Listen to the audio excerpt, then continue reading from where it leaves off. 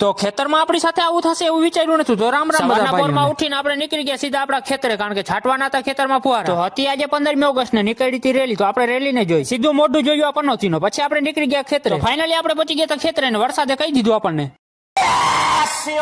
તો બારે તો વરસાદ ચાલુ હતો, આપણે ઝૂંપડીમાં કરી દેવાની ભેટ. ફાઇનલી વરસાદ બંધ થઈ ગયું તો ને આપણે લાગી ગયા પાછા ફુવારા ભરવામાં. ચાલુ કર્યું ફુવારા છાંટવાનું. હજી તો માને એક ફુવારો છાંટ્યો તો ફુવારો બગડી ગયો.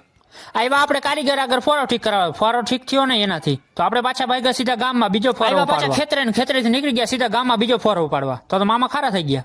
જીવન આવું જીવાય યાર.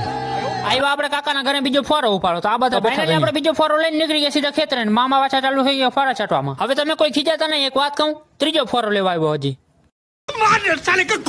તમારી જેમ હું કંટાળી ગયો.